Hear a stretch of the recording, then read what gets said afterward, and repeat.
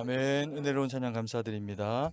우리 자회분들하고 인사하길 원합니다. 복된 주일입니다. 이렇게 인사하겠습니다. 네, 한 번 더 인사하겠습니다. 온전한 믿음의 사람이 됩시다. 이렇게 인사하겠습니다. 네, 감사합니다. 성도에게는 책임이 있습니다. 개인이나 또 개인이 모여있는 교회나 다 성장해야 하는 그런 그 책임이 그리스도인들에게는 주어져 있습니다. 이것을 성경에서는 온전한 사람을 이루라 라고 하는 표현으로 우리에게 이야기를 하고 있습니다. 이 온전함이라고 하는 단어가 가지고 있는 의미에 대해서는 우리가 지난주에 한번 말씀을 통해서 돌아본 그런 그 경험이 있습니다. 이 온전한이라고 하는 표현은 다른 표현으로 하면 원어상으로는 그대로 하면 완전한이라고 하는 그런 그 표현으로도 해석이 될 수 있는 그런 그 내용입니다. 그래서 온전한과 완전한이 원어상으로는 그렇게 다른 의미의 단어가 아닙니다. 같은 단어를 표현을 합니다. 그런데 우리 믿음의 선배들은 이 단어를 온전함이라고 그렇게 표현을 하고 있는 것을 보게 됩니다. 왜 그렇게 표현을 하고 있을까요? 우리는 다 하나님에 의해서 만들어지고 지음받아진 피조의 대상입니다. 그런데 우리는 완전하지를 못하고 불완전한 형태로 만들어진 것이 사실입니다. 흙을 빚어서 만들고 또 그리고 죄 때문에 어리석음이 우리 가운데 들어와서 그 결과로 사망이 우리에게 주어지기 때문에 인생은 어느 누구도 완전함을 경험하기는 어렵습니다. 나중에 우리가 하나님의 품에 영원히 안기게 되면 그곳에서는 주님의 완전함에 깃대어서 우리가 영원히 완전한 하나님과 동거하게 되지만 이 땅을 살아가는 동안에 어떤 성도 어떤 사람도 남보다 더 탁월하고 뛰어난 능력이 있으니 그가 탁월하다라고는 이야기할 수 있을지는 몰라도 완전하다라고 하는 이야기는 할 수가 없는 대상이 우리 인생이라고 하는 대상이라는 겁니다. 그럼에도 불구하고 성경이 우리에게 그렇기 때문에 요청하고 있는 단어, 너희가 이렇게 되라 라고 하는 그 단어를 보면 온전한이라고 하는 표현으로 너희가 온전하게 되기를 원한다라고 하는 표현을 하고 있는 것을 보게 됩니다. 그러면 이 온전한이라고 하는 표현, 우리식으로 표현인데 완전한인데 우리식으로 이 온전한이라고 표현하게 될 때 이 표현이 가지게 되는 장점은 어떤 것일까요?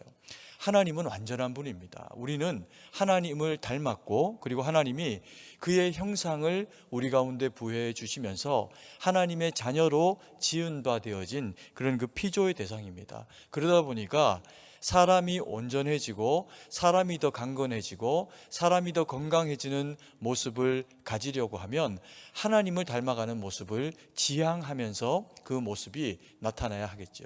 그것을 위해 가지고 온전한이라고 하는 표현을 하게 됩니다. 그래서 이 온전한이라고 하는 표현은 지금 당장은 완성품이 못 된다고 하더라도 지향점을 가지고 있어가지고 방향이 있는 겁니다. 그래서 오늘보다 내일이 더 완전한 형태를 닮아가고 그리고 그 이후가 하나님 편에서 더 아름다운 모습으로 지향되어져서 지어져 가게 되는 사람의 모습, 그것을 그 방향성 있는 우리의 모습에 대해서 온전한이라고 하는 표현으로 우리로 하여금 이렇게 하나님의 형상을 이루라 라고 하는 그런 이제 이야기를 하고 계시는 거죠. 그래서 우리가 지난주에 봤던 것처럼 이 온전함을 추구하는 사람, 그 온전함은 그냥 내가 좀 더 건강하고 그냥 내가 좀 더 인격적으로 성숙한 사람을 이야기하는 것이 아니라고 했습니다. 이 온전함은 하나님을 지향해서 하나님을 닮아가는 겁니다. 그것을 이 바울식의 표현으로 하면 에베소서에서 어떻게 표현하고 있냐 하면 그리스도 예수에 이르기까지 장성한 분량으로 자라라 이렇게 이야기합니다. 그래서 막 자라고 멋있게 자라고 네 맘대로 자라는 게 아니라 하나님을 바라보면서 주님을 닮아가는 모습으로 너희가 성장하고 자라나면서 온전해지기를 원한다. 그것이 하나님이 원하시는 온전함인데 그렇게 되어질 때 나타나는 증거가 뭐냐? 그것이 하나님의 형상이라고 했습니다. 왜요? 하나님이 우리를 지으셨을 때 아담과 하와를 지으셨을 때부터 저희에게 허락하신 것이 하나님의 형상입니다.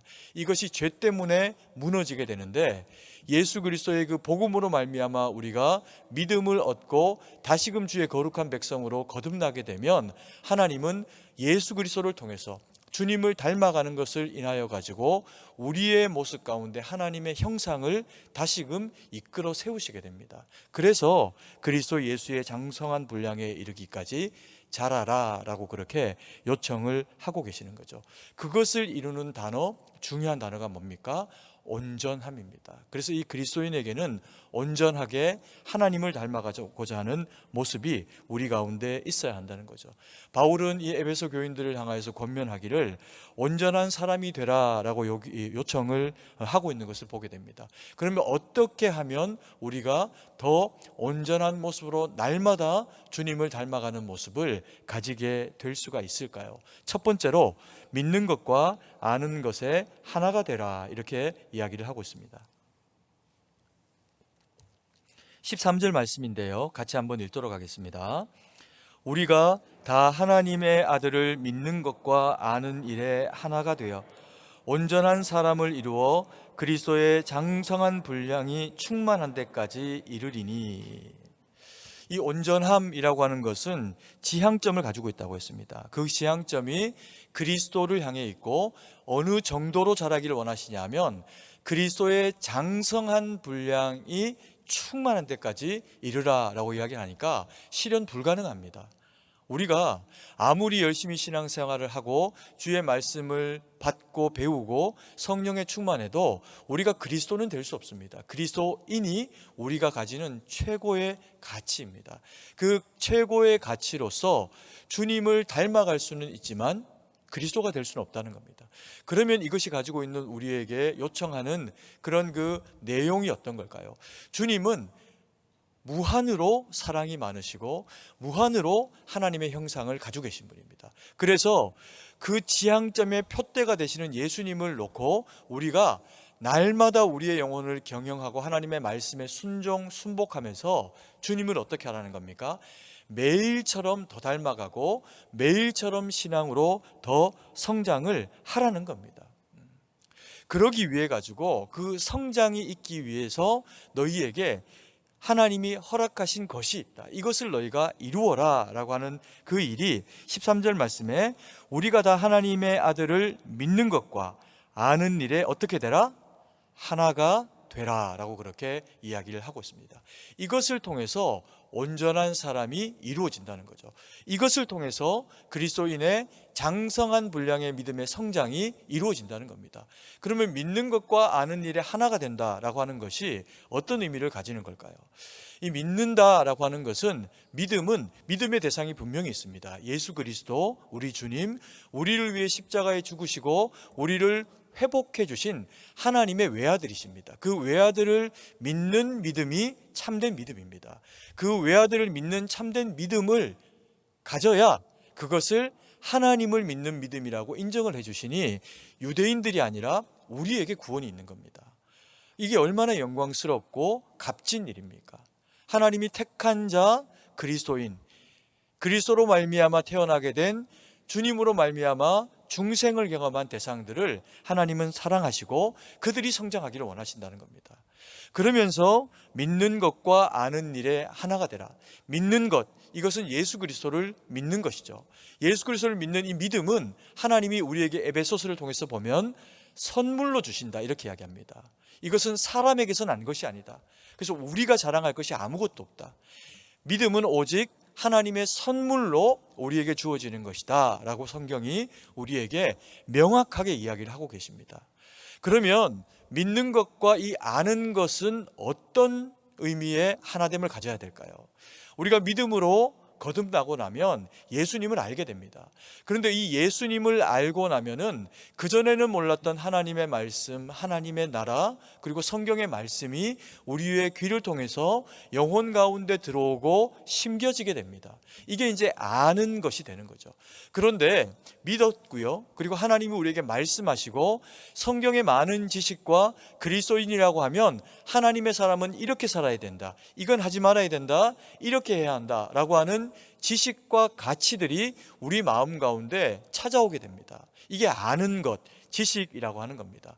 그런데 하나님을 믿기 시작하면 우리의 마음 가운데 찾아오는 마음이 뭐냐면요, 예배에 집중하고 싶고 하나님의 말씀이 사모되고, 그리고 내가 하나님에 대해서 좀 더 깊이 알았으면 좋겠다라고 하는 마음이 찾아오게 됩니다. 제 경우에도 하나님을 인격적으로 어릴 때 이렇게 만나고 나니까 그 주님이 너무너무 알고 싶은 겁니다. 그래서 예배에 집중하고 또 말씀을 들으면서도 하나님을 배우지만 그걸로만도 마음 가운데 막 채워지지 않는 갈급함이 있는 겁니다.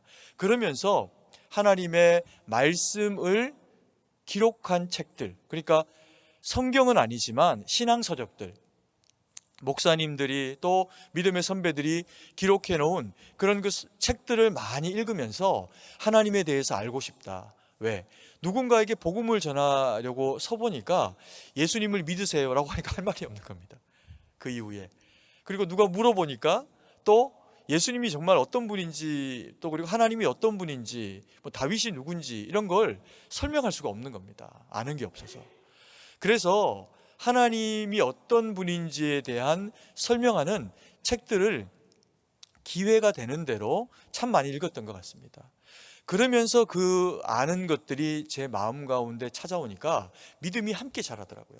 근데 오늘 이 성경에 뭐라고 이야기합니까? 믿는 것과 아는 것에 하나가 되라, 하나가 되어, 이런 표현이 있습니다. 그런데 이런 경우가 생길 수 있습니다. 믿음이 들어왔습니다. 그리고 하나님을 알고 싶으니까 예배에 집중하고, 그리고 또 책을 읽고, 이렇게 하면서 하나님에 대한 지식이 자꾸자꾸 더해집니다. 그런데 이 아는 것과 믿는 것이 같은 만큼으로 가지 못하게 되는 상황이 일어나기도 하더라고요. 때로는 믿음만큼 알지 못하는 경우도 있고, 때로는 믿음보다 더 많이 아는데 이 믿음이 아는 것을 쫓아가지 못해서 행함이 부족하고 하나님에 대한 이해가 떨어지게 되는 경우도 발생을 하게 되더라는 겁니다. 그래서 바울이 오늘 우리에게 뭐라고 요청하고 있습니까? 믿는 것과 아는 것은 하나여야 한다. 너희의 믿음이 자라나는 것에 지식이 더해지는 것을 인해 가지고 내가 믿는데 아는 것이 이렇게 부족할까라고 할 때 믿음으로 아는 것을 추구해라. 그러면 아는 것이 믿음의 성장을 이끌어낸다. 그래서 이 믿는 것과 아는 것이 하나가 되면 우리 마음 가운데서 내가 이 정도 하나님의 믿음의 사람이 되었으니 하나님이 이렇게 하라고 요청하시는 요청에 대해서는 내가 순종해야지라고 하는 마음이 우리 마음 가운데 찾아오게 된다는 거죠. 그래서 이웃을 만날 때 혹은 또 우리의 가까운 사람들을 대하게 될 때 우리는 하나님의 말씀이 우리에게 마음에 요청하시는 것으로 순종하면서 그 행함을 행하게 될 때 믿는 것과 아는 것이 더 하나 되는 것을 인해서 온전한 믿음의 사람으로 세워지게 되는 그와 같은 결과를 가지게 된다는 겁니다. 그때 이루어지는 일이 뭘까요? 타인이 나를 바라보면서 저 사람을 보니까 정말 하나님이 살아계신 것 같다라고 하는 이야기를 할 수 있게 되는 겁니다. 그래야 복음도 훨씬 더 능력 있게 전파되는 경우를 가지게 됩니다. 이것이 믿는 것과 아는 것이 하나로 되어진 성도가 가지는 힘입니다. 그런 성도가 세상 가운데서 무엇라고 이야기를 하고 그리고 누군가를 섬기면 사람들이요 지위고하하고는 상관이 없이 존경하게 되어 있습니다. 아, 저 사람 좀 특별하다. 나도 저 사람처럼 저렇게 살고 싶다. 저 사람 같은 사람이 되고 싶다. 이런 마음을 가지게 되는 거죠. 그래서 우리는 믿는 것과 아는 것에 하나됨의 온전함을 이뤄서 주님이 기뻐하시는 믿음의 사람으로 바로 설 수 있어야 됩니다. 그리고 바울이 두 번째로 요청하고 있는 것은 온전함을 위해서 주의해야 될 것이 있다. 세 가지의 단계로 너희가 좀 주의하면서 더 이것을 경계하면서 온전한 사람으로 서라라고 하는 이야기를 하고 있는 것을 보게 됩니다. 14절 말씀인데요, 같이 한 목소리 읽겠습니다. 이는 우리가 이제부터 어린아이가 되지 아니하여 사람의 속임수와 간사한 유혹에 빠져 온갖 교훈의 풍조에 밀려 요동하지 않게 하려 함이라. 본문의 말씀에 보니까 한 세 단계, 세 가지 정도의 온전함을 방해하는 것들에 대해서 이야기를 합니다. 그러면서 이것들을 너희 가운데서 배격하라, 버려라, 이렇게 이제 이야기를 하고 있는 것을 보게 됩니다. 그래서 성도가 성장하려고 하면 이런 부분들이 찾아올 수 있는데, 이런 부분들이 우리에게 나타날 때마다 깨어서 자기를 돌아보고 더 성장하고 그리고 더 온전해지라는 거죠. 이런 온전함을 방해하고 있는 모습의 첫 번째 것에서 14절에서 뭐라고 이야기하냐면 어린아이가 되지 마라, 이렇게 이야기합니다. 어린아이가 얼마나 귀엽습니까? 하는 짓이 다 이쁘고, 넘어져도 이쁘고, 일어서도 이쁘고, 무엇을 먹어도 이쁘고, 똥을 싸도 이쁩니다. 그게 아이들이 가지고 있는 특권입니다. 그런데 왜 신앙 안에서 이렇게 예쁘고 귀하고 또 우리가 소중히 여기는 어린아이처럼 되지 말라라고 성경이 우리에게 요청을 하고 있는 걸까요? 근간에 쓰여지는 어떤 그런 그 새로 생긴 단어들 가운데 어른이라고 하는 표현이 있습니다. 이 어른이라고 하는 표현 들어보셨을 겁니다. 이 표현이 어떤 표현일까요? 어른인데, 분명히 어른인데 그가 하는 그런 그 모습, 또 취미, 그런 그 것들 가운데서 어린아이 때 다 넘어서야 하는 일들이 나타나는, 여전히 그래서 어른인데 아이 같은 것들을 추구하고 있는 것들이 나타날 때 그런 모습을 보고서 어른이라고 하는 단어를 써서 그렇게 표현을 하기도 합니다. 그래서 장난감을 어른인데도 막 한가득 모으고, 그리고 또 다른 무언가를 이렇게 수집하고 모으고 이렇게 하면서 유아기 때 하지 못했던 게 이제 한이 돼가지고 나타나게 되는 그런 그 모습들을 발견을 하게 되는 경우들이 있기도 합니다. 그런 경우에 이제 어른이라고 이제 그렇게 표현을 하게 되는 것을 보게 됩니다.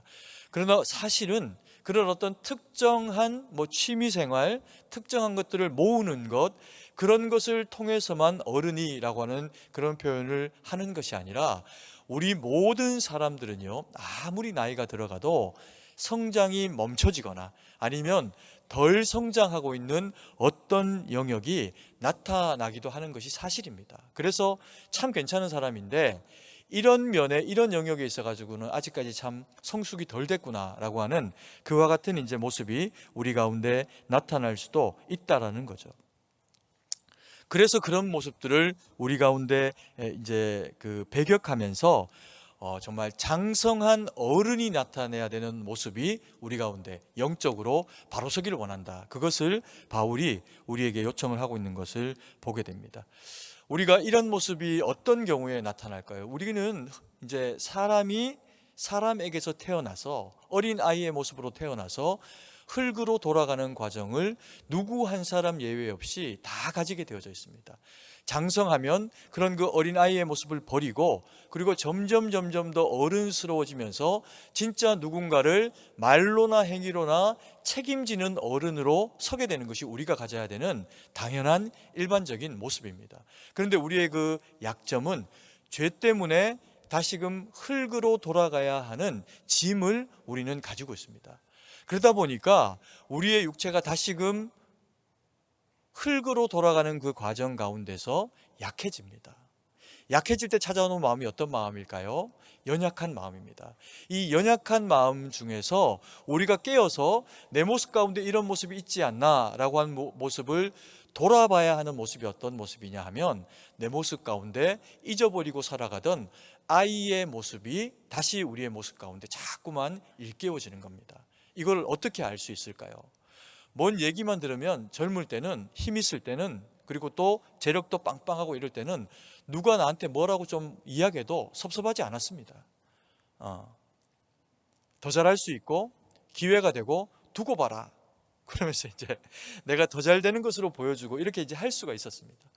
근데 우리가 점점 더 나이가 들어가고 흙으로 그렇게 돌아가는 즈음을 맞이하다 보면은 우리의 육체가 상하고 연약해지면서 우리의 마음도 조금씩 연약해지면서 어린아이 같은 모습이 우리 가운데 나타나기도 합니다. 그러면서 이제 대표적으로 나타나는 모습이 자꾸 삐지는 겁니다.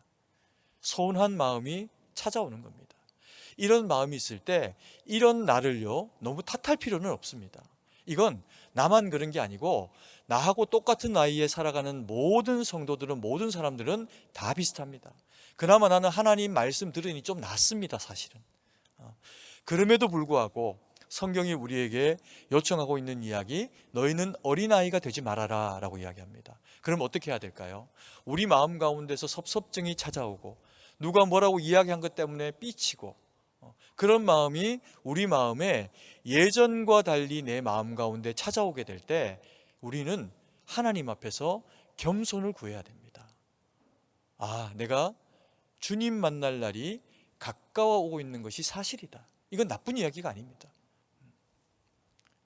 그리고 그렇기 때문에 나한테 찾아올 수 있는 마음이구나, 이 마음이. 그걸 어떻게 해야 될까요? 하나님의 말씀으로 우리의 마음을 채우는 겁니다. 그래서 아들이 좀 뭐라고 해도, 며느리가 좀 뭐라고 해도 서운하고 막 속상하고 그러지 마시고, 내가 제일 어른이지, 내가 이 집안의 기둥이지, 사실입니다.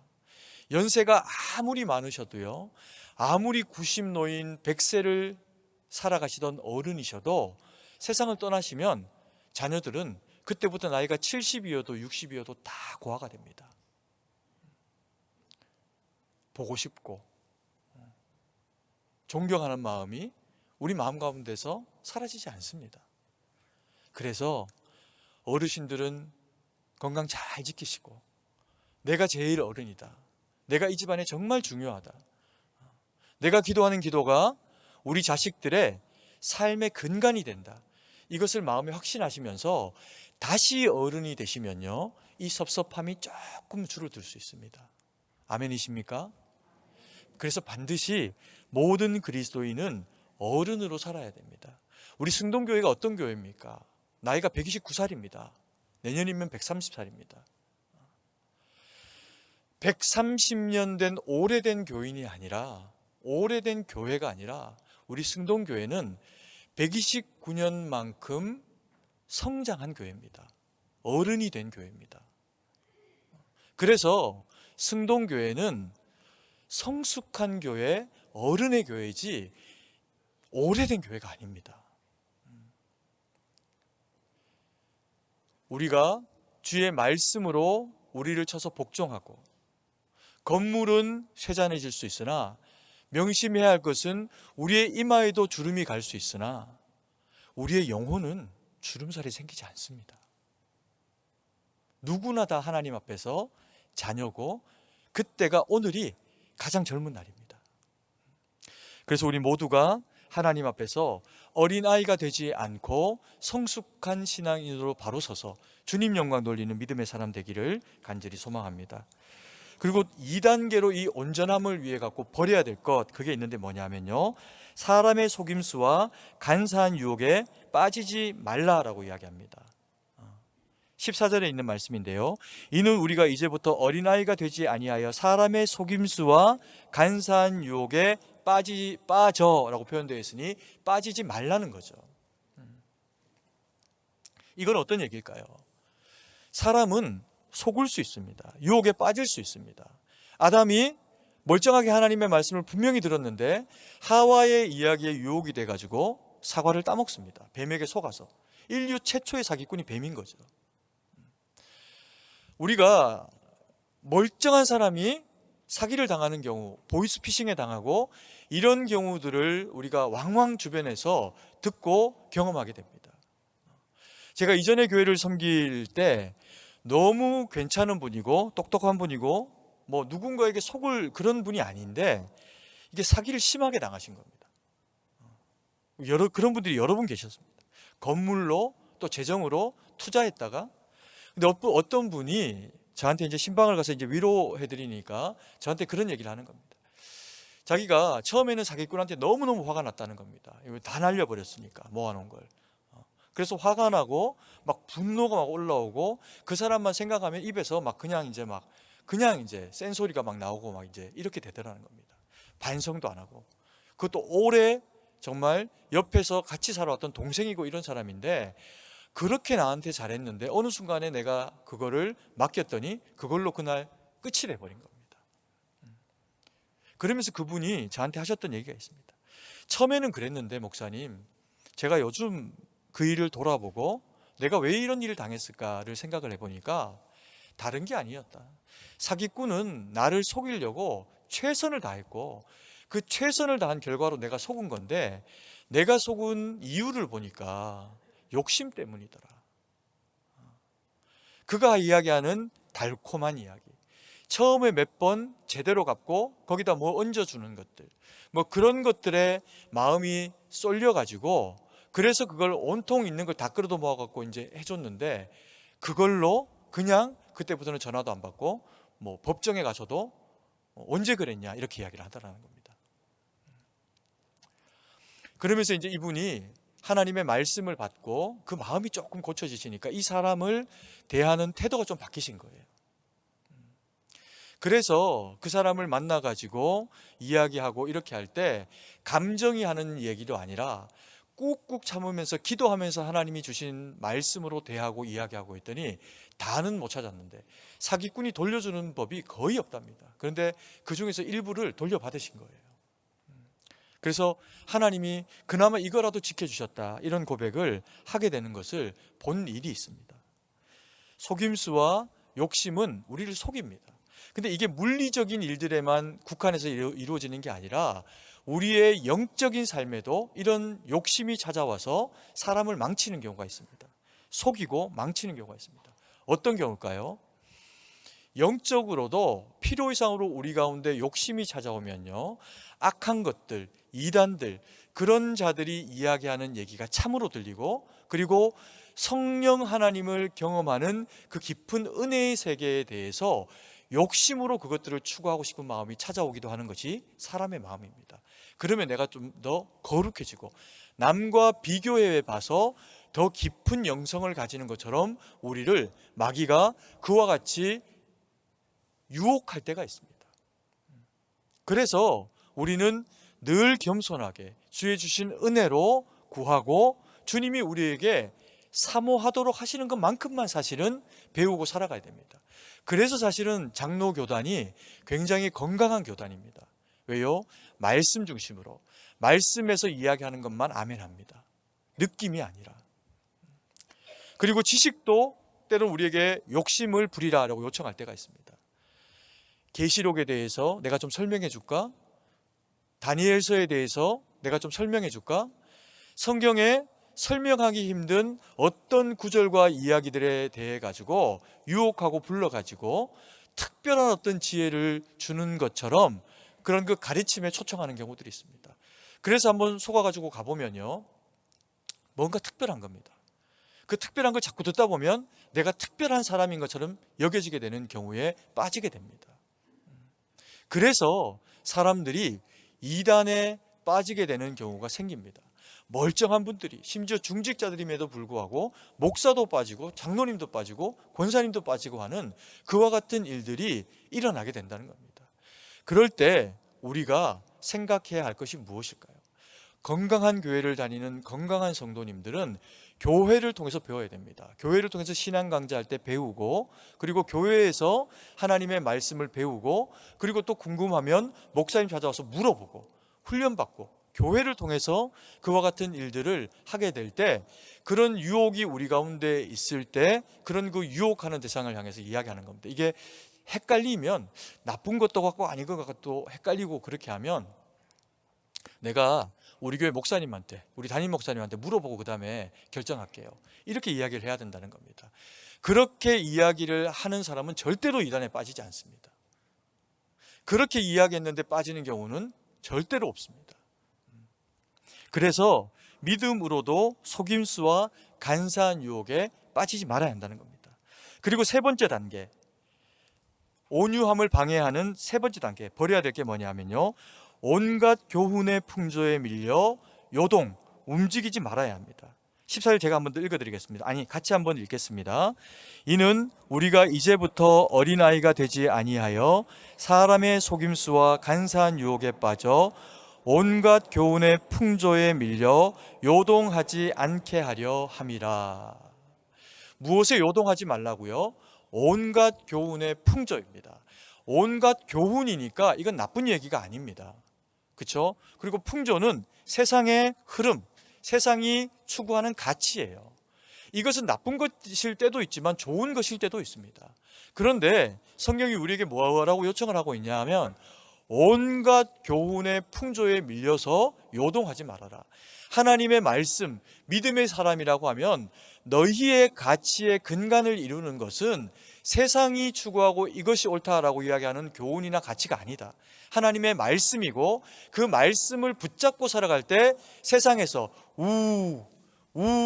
쏠려다니면서 이것이 더 옳은 것처럼 저것이 옳은 것처럼 좌로나 우로나 치우치고 살아가게 되는 것이 사람의 세상의 삶이다. 그때 하나님의 말씀으로 온전히 바로 서라, 이렇게 요청을 하고 계시는 겁니다. 또한 뿐만 아니라 세상의 교훈과 풍조, 우리가 요동하게 되는 일들이 어떤 것들이 있나요? 세상에서 가치 있는 것들, 돈 많이 벌고 더 건강하고 명예가 높고 그리고 누가 봐도 나를 존경할 만한 어떤 상황에 처하게 되는 것, 그리스도인이 이런 것들을 추구하지 말라는 얘기가 아닙니다. 이런 것들이 먼저 선이 되어져서 추구하게 되어지는 일이 되어지면 그 안에 있는 온갖 교훈과 풍조가 교회 안에 들어오게 되어 있습니다.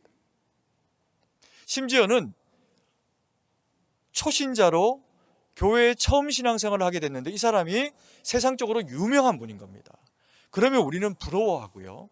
그러면 우리는 더 나은 우리가 가지고 있는 가치로 믿음으로 그분이 잘하는 것을 도움 줘야 되는데 그분이 가지고 있는 거에 그 명예와 가치에 우리의 가치가 다 기울어져 버리는 경우가 발생을 하게 되더라는 겁니다. 사람에게 집중하게 되는 거죠. 아이들을 키울 때는 어떤 게 세상에 온갖 교훈이 되고 풍조가 될까요? 교육이 우상입니다.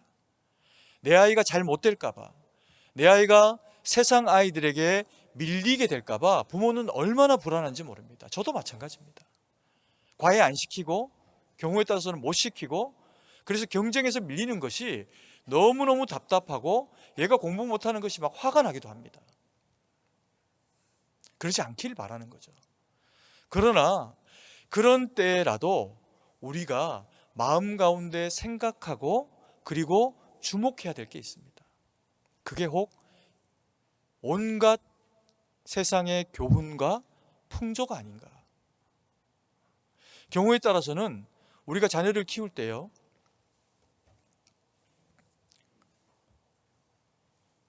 시험 기간이니까 이번 주는 가지 마라, 이렇게 이야기하는 경우도 있습니다. 그리고 고3이니까 지금은 예배 좀 쉬어도 된다. 그리고 대학 들어가고 나서 누구나 다 부러워하는 학교 들어가고 나서 그리고 나서 다시 믿음 생활 예배 드려라, 이렇게 요청하는 경우들이 있습니다. 그런데요, 우리의 아이들은 우리 새끼기도 하지만 주님이 붙잡고 가시는 주님의 자녀입니다. 그래서 그들이 주일날 나와서 주일학교 예배 시간에 정해진 시간에 심지어는 나는 요 자리 꼭 앉는 겁니다.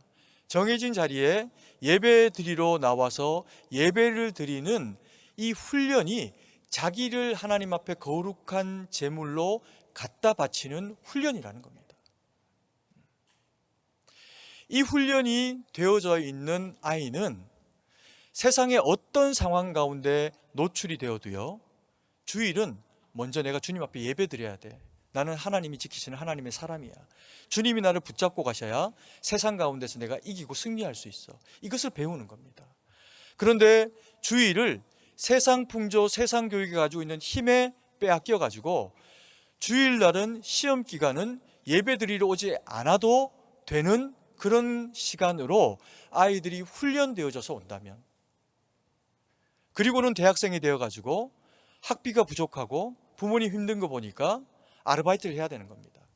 아르바이트 거리를 찾는데 주일을 쉬면서 할 수 있는 일이 별로 없는 겁니다. 그러면 뭘 타협할까요? 아르바이트를 하면서 주일을 타협해서 예배드리지 않는 청년이 대학을 졸업하고 좋은 직장에 들어가서 그 직장과 직장의 상사가 내게 주일날 출근해라, 이번 주는, 요청을 하는데 그것을 거절할 수 있는 힘과 명분은 생기지 않습니다. 열심히 최선을 다해서 키워서 세상 가운데 갖다 바치는 일이 생기게 됩니다. 그런데요, 예배 가운데 자기를 드리는 아이들의 이 믿음의 삶은 뭔가 그 안에 세상이 설명할 수 없는 치열함이 있습니다. 이 치열함을 받은 은혜를 통해서 경험한 친구들은요, 세상 가운데서 좀 힘든 일이 있고 어려움이 있을 때 주님을 붙잡게 돼 있습니다. 주님을 붙잡으시면 나는 약한데 더 강한 주님이 그 가운데 일하세요. 이걸 경험해야 한평생을 주님 앞에 헌신된 하나님의 사람으로 구별되어 살아가고 세상 풍조에 휩쓸려 살아가는 자녀가 되지 않도록 키워낼 수 있습니다. 이미 나이가 많이 드셔서 내 아들, 딸들이 그렇게 못 살고 있다, 걱정하지 마십시오. 그 자식들이라도, 우리 손주들이라도 믿음으로, 말씀으로, 그때 아니고 나이 들어서 하나님 말씀 듣고 돌아오기는 정말 쉽지 않습니다. 그런데 아이들을, 우리 손주들을 다시금 하나님의 말씀으로 교회로 끌고 와서 예쁘게 키워내고 말씀으로 키워내고 부모에게서 말씀으로 세워지는 훈련을 시켜놓으면 얘들이 부모님에게 전도합니다. 내 아들한테 다시 전도합니다.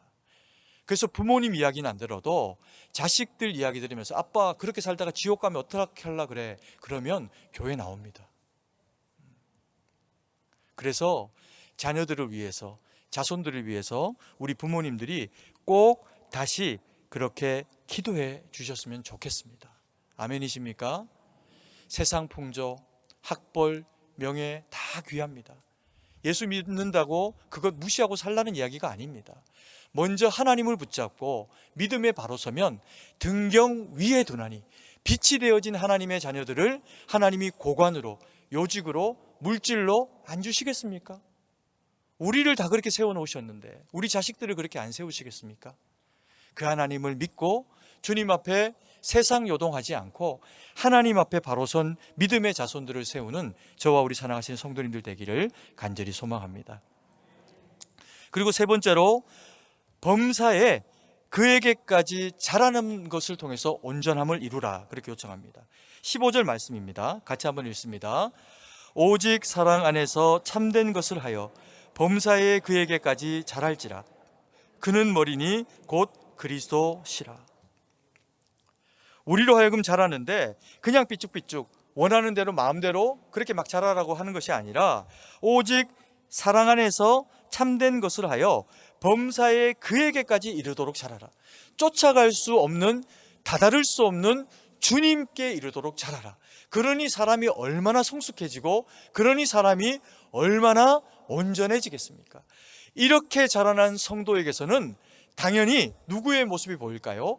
하나님의 형상이 보입니다. 예수님의 모습이 보입니다.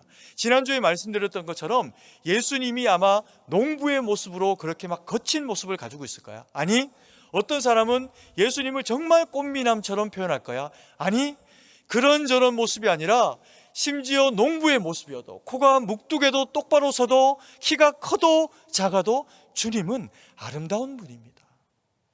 왜 그럴까요? 그 안에 하나님의 나라로 채워지셔서 이 땅을 살아가는 동안에 보이신 모습은 하나님의 아들로 온전히 사시다가 우리의 모든 죄가를 죄 없으신 분이 입고 십자가에 죽으시고 우리를 위해 부활하시고 하나님 나라 우편에 앉으셨기 때문에 그렇습니다. 아멘이십니까? 그래서 우리가 주님을 닮아 자라게 되면 어떻게 될까요?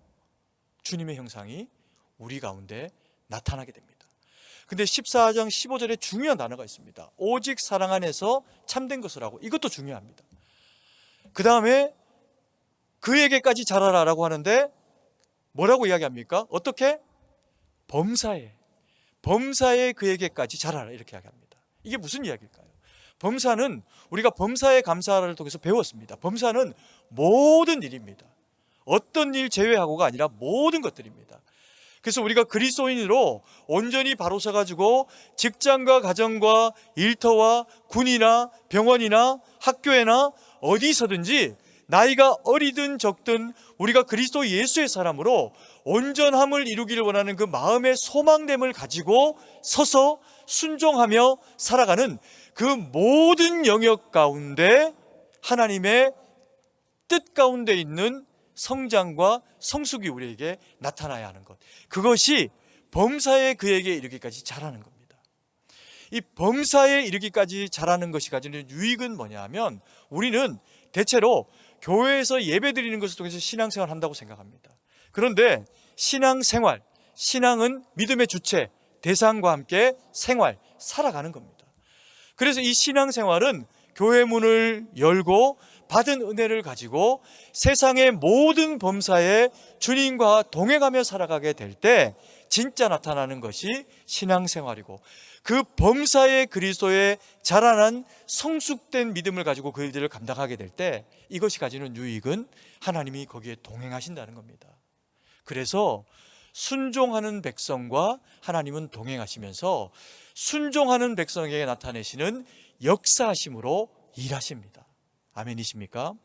그 주님과 우리가 동행해야 된다는 거죠. 결론의 말씀 16절의 말씀입니다. 같이 한번 읽습니다. 그에게서 온 몸이 각 마디를 통하여 도움을 받음으로 연결되고 결합되어 각 지체의 분량대로 역사하여 그 몸을 자라게 하며 사랑 안에서 스스로 세우느니라. 여기에 보니까 온 몸이 각 마디를 통하여 도움을 받는다, 이렇게 이야기를 합니다. 그 각 마디는 누굴까요? 우리입니다. 우리 모든 그리스도인들입니다. 이 그리스도인이 누구는 손이 되고, 누구는 손목이 되고, 누구는 팔꿈치가 되고, 어깨가 되고, 그리고 온 몸이 되고, 무릎이 되고, 발이 되어지는 모든 성도들이 교회에 다 지체라는 겁니다. 그래서 손의 역할을 하고 발의 역할을 하고 그와 같은 역할을 온전함으로 감당을 해줘야 한다는 거죠. 그런데 어떤 손은 적게 자라고 어떤 손은 많이 자라고 그러면 불균형이 생기겠죠. 그래서 모든 성도의 지체됨은 하나님이 어떤 성도여도 성도라고 하면 성령의 충만으로 말씀의 충만을 통해 가지고 성장하고 자라나도록 하신다는 겁니다. 그 자라난 지체 대상들이 서로 어떻게 돼야 하냐면 도움을 받음으로 연결되고 결합되어, 이렇게 표현합니다.